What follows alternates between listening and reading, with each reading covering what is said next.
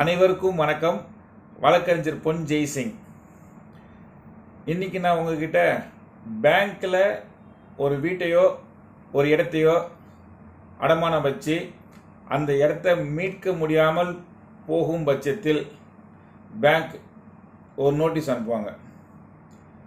அந்த நோட்டீஸை குறித்தும் அதனால் ஏற்படும் பிரச்சனைகள் குறித்தும் இன்றைக்கி ஒரு சின்ன எடுத்துக்காட்டோட சொல்கிறேன். சுப்ரீம் கோர்ட் நீதியரசர் ஒரு அருமையான தீர்ப்பு ஒன்று கொடுத்துருந்தாங்க. அது என்ன கேஸ் டைட்டில்னா, கேலிர் எல்எல்பி விஸ் கேஃப்னா motors Mumbai private limited and ORSCA number 5542-5543 of 2023.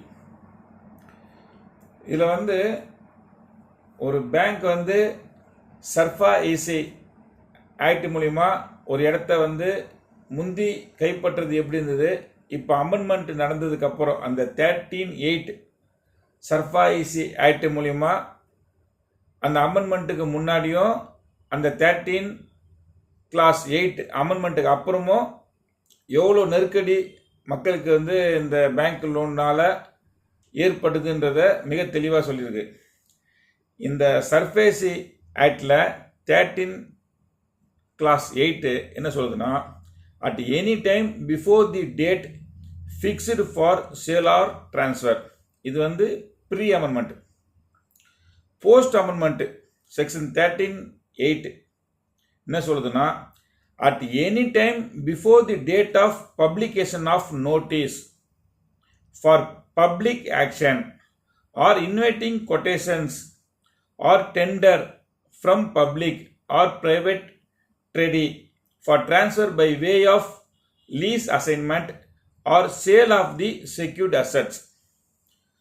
அதாவது இதுக்கு ஒரு சின்ன எடுத்துக்காட்டு சொல்கிறேன். அந்த கேஸ் நடந்த கேஸ் சொல்கிறேன். ஒரு நபர் ஒரு கம்பெனி ஒரு இது வச்சுக்கலாமே, அவங்க ஒரு லோன் ஒரு பேங்க்கில் வாங்குறாங்க. அந்த லோன் அவங்களால கட்ட முடியல.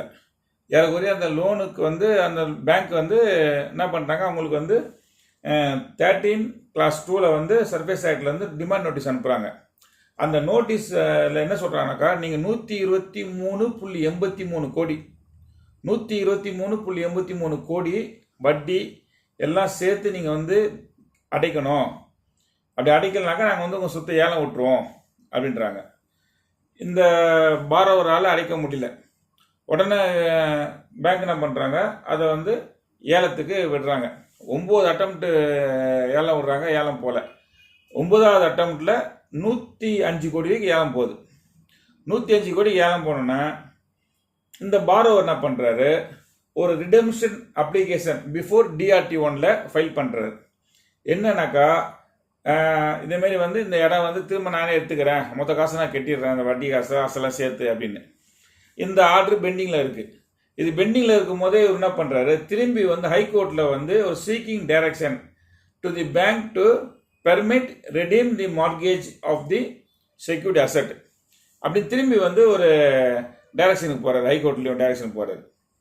அப்போது ஹைகோர்ட் என்ன பண்ணுறாங்க, அவங்களுக்கு சரி நீங்கள் இந்த 123 கோடியை காசை கேட்டுட்டு நீங்கள் அந்த இடத்த எடுத்துக்கன்னு சொல்லிடுறாங்க. ஆர்டர் போட்டுறாங்க. இவங்க 123 கோடி கட்டிடுறாங்க, பேங்க்லேயே கட்டிடுறாங்க. அப்போது இந்த இடத்த 105 கோடிக்கு வாங்கினாரு பாருங்க, அவரு சுப்ரீம் கோர்ட்டுக்கு போகிறாரு. இதேமாரி நான் 105 கோடி நானும் பேங்க்கில் கட்டிட்டேன், இப்போ திரும்பி இந்த காசை இவங்க கட்டிட்டு இடத்த அவங்களுக்கு கொடுக்கணும்னு ஹைகோர்ட் ஆர்டர் போட்டிருக்காங்கன்னு. அப்போ சுப்ரீம் கோர்ட்டு அருமையான தீர்ப்பு கொடுத்துட்டாங்க. அதாவது ஒன்ஸ் ஒரு நோட்டீஸ் அவங்க சர்ஃபேஸ் ஆக்டில் பேங்க்கு நாங்கள் அந்த இடத்த ஏலம் விட போகிறோன்னு அவங்க அறிவிச்சிட்டாலே அதுக்கப்புறம் பாரோவர் அதில் தலையிடவே முடியாது அப்படின்னு பகிரங்கமாக சொல்லி அந்த 123 கோடியை வட்டியோடு நீங்கள் திருப்பி கொடுத்துடணும் அப்படின்னு பேங்க்குக்கு ஆர்டரே போட்டுறாங்க. ஆக மொத்தம் 105 கோடிக்கு அந்த ஏலத்தை எடுத்தவர் அந்த இடத்த எடுத்துக்கிறாரு. இது எதுக்கு சொல்ல வரேனாக்கா, இப்போ முந்தி எப்படி இருந்ததுனாக்கா அந்த கடைசியாக அந்த சேல் டீட் பண்ணுறதுக்கு முன்னாடி வரைக்கும் சப்போஸ் ஒருத்தர் ஏலம் எடுத்துட்டா கூட சேல் டீட் பண்ணுறதுக்கு முன்னாடி இவர் காசை போய் பேங்க்கில் கட்டிட்டானாக்கா இவருக்கு கொடுத்துருவாங்க. ஆனால் இப்போ சேல் டீட் நடக்குதோ நடக்கலையோ அந்த சேல் ஃபிக்ஸ் இன்னைக்கு டேட்டுக்கு ஃபிக்ஸ் பண்ணியிருக்கிறோன்னு சொல்கிறாங்களோ இல்லையோ அதெல்லாம் தேவையில்லை. அவங்கள பேங்க்கை பொறுத்த வரைக்கும் ஒன்ஸ் நாங்கள் உங்கள் இடத்த விற்க போகிறோன்னு ஒரு பேப்பர்லேயோ இல்லை ஒரு அட்வர்டைஸ்மெண்ட்லேயோ இல்லை எங்கேயாவது ஒரு இடத்துல அவங்க வீட்லேயோ ஏதாவது ஒரு இதில் அவங்க வந்து இந்த இடத்த ஆக்ஷனுக்கு இந்த இடம் அப்படின்னு நோட்டீஸ் ஓட்டிட்டாலே போதும். அதுக்கப்புறம் நீங்கள் பாரோவர் அந்த கடன் வாங்கினவங்க லோனை போய்ட்டு பேங்க்கில் போய்ட்டு நான் மொத்த அமௌண்ட் நீங்கள் கட்டினா கூட அவங்க வந்து ஏற்றுக்க முடியாதுன்னு சொல்லியாச்சுன்னா ஏற்றுக்க முடியாது தான். ஆகவே நம்ம வந்து இந்த லோன் வாங்குறவங்க ரொம்ப உஷாராக இருக்கணும். லோனை திருப்பி கட்டும் போது நம்ம லோனு சரி பரவாயில்ல பார்த்துக்கலாம், என்பி ஆகிடுச்சு அப்படின்னாலே ரொம்ப நீங்கள் உஷாராகிடணும். சரி பார்த்துக்கலாம், அவங்க நோட்டீஸ் அனுப்பிச்சிட்டாங்க, ஒரு நோட்டீஸ் வந்து அவங்க வந்து ஆக்ஷனுக்குன்னு பேப்பரில் விட்டுட்டாங்கன்னா சரி நோட்டீஸ் தானே விட்டுருக்காங்க, ஆக்ஷன் தானே சொல்லியிருக்காங்க, நம்ம அதுக்கிட்ட காசு ரெடி பண்ணலான்னு நீங்கள் ரெடி பண்ணிட்டா கூட அதுக்கப்புறம் பிரயோஜனம் கிடையாது. அதுதான் சொல்ல வரேன். திரும்ப திரும்ப நான் சொல்ல வர்றது என்னென்னா, ஒன்ஸ் இன்னைக்கு அமெண்ட்மெண்ட்டில் வந்து அந்த 13(8) அமெண்ட்மெண்ட்டில் வந்து ஒன்ஸ் பேங்க் வந்து நோட்டீஸ் வந்து நாங்கள் ஆக்ஷன் ஏலத்துக்கு இந்த சொத்தை விடுறோன்னு பேப்பரில் அறிவிச்சிட்டாலே அந்த இடம் வந்து அந்த லோன் வாங்கினவருக்கு சொந்தம் கிடையாது.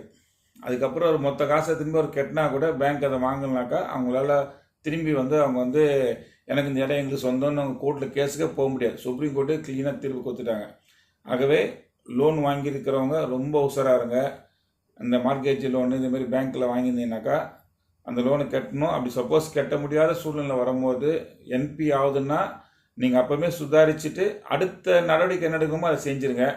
சரி பார்க்கலாம்னு காலம் தாமதம் பண்ணிங்கன்னா இன்றைக்கி சூழ்நிலையில் நம்ம இடம் ரொம்ப இடமும் பறி போயிடும், கொஞ்சம் நஞ்சம் ஆள் மூலியமாக வர பணமும் நமக்கு வராமல் போயிடும். ஆகவே ரொம்ப எச்சரிக்கையாக செயல்படுங்க. நன்றி, வணக்கம்.